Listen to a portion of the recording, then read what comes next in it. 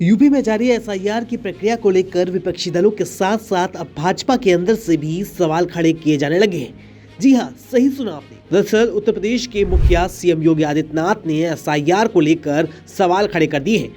उनके बयान के सामने आने के बाद तो प्रदेश की सियासत में हलचल मच गई है। सीएम योगी ने एक कार्यक्रम के दौरान भाजपा कार्यकर्ताओं को संबोधित करते हुए दावा किया कि एसआईआर में प्रदेश के 4 करोड़ वोटरों के नाम काटे गए हैं, जिसमें 85 से 90% भाजपा के वोटर हैं, जिनको लेकर उन्होंने चिंता जताते हुए भाजपा कार्यकर्ताओं से बचे हुए नामों को लिस्ट में डलवाने का आह्वान किया। वहीं सीएम योगी के इस बयान के सामने आने के बाद इसको लेकर सबसे पहले सपा मुखिया अखिलेश यादव ने सीएम योगी पर तंज कसते हुए कहा कि सपा की पीडीए प्रहरी की वजह से बीजेपी अपने माफिक जुगाड़ नहीं कर पाई। तो वहीं अब सीएम योगी के एसआईआर को लेकर दिए गए इस बयान को लेकर आजाद समाज पार्टी के अध्यक्ष और नगीना से सांसद चंद्रशेखर आजाद ने निशाना साधा है और भाजपा को आड़े हाथों लिया है। मैं जब आज घर से चला था तो मुझे लगा कि आज बीजेपी के सांसद, बीजेपी के मंत्री शायद एसआईआर को लेकर प्रोटेस्ट कर रहे होंगे। और मुझे लगा कि जब वो प्रोटेस्ट करेंगे तो फिर बड़ा हल्ला गुल्ला देखने को मिलेगा, लेकिन ऐसा नहीं। मुझे समझ नहीं आया ऐसा क्यों हुआ है, क्योंकि एक और तो उत्तर प्रदेश के मुख्यमंत्री जो खुद कह रहे हैं कि एसआईआर के जरिए लगभग 4 करोड़ वोट कट गए, जिनमें 85 और 90% बीजेपी का वोटर है। पहली बात तो मेरी समझ में ये नहीं आ रहा है कि पूरी प्रक्रिया तो आप करा रहे हो, ये तो पूरी प्रक्रिया पे इलेक्शन कमीशन पे एक इतना बड़ा सवाल है कि आपने 4 करोड़ वोट काट दिए। फिर समझ में नहीं आ रहा कि इलेक्शन कमीशन जो है स्टेट का, वो डेटा मुख्यमंत्री को दे रहा है या सेंट्रल इलेक्शन कमिश्नर को, कमीशन को दे रहा है, क्योंकि उनको कैसे पता 4 करोड़ वोट कट गए। ये तो पूरी एसआईआर प्रक्रिया, मुझे तो ऐसा लगा कि वो लोग विरोध करेंगे, एसआईआर प्रक्रिया गलत हो रही है, जिस बात को हम लोग उठा रहे थे।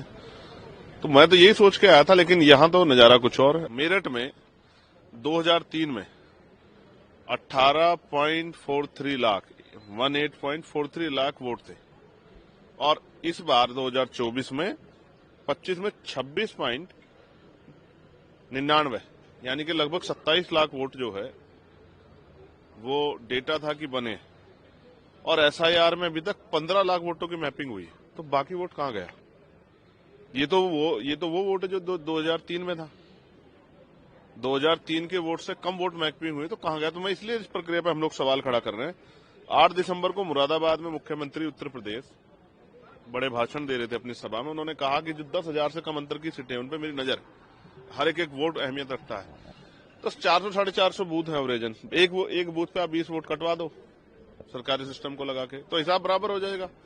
तो फिर एसआईआर पे सवाल खड़े होते हैं कि एसआईआर प्रक्रिया, जब उस पर सरकार भी सवाल खड़ी कर रही है, यानी कि सरकार के मुख्यमंत्री सवाल खड़े कर रहे हैं, विपक्ष भी सवाल, तो एसआईआर करवा क्यों रहे हो? और ऑपरेशन टॉर्च जो है बड़ी शक्ति से चला उत्तर प्रदेश के अंदर।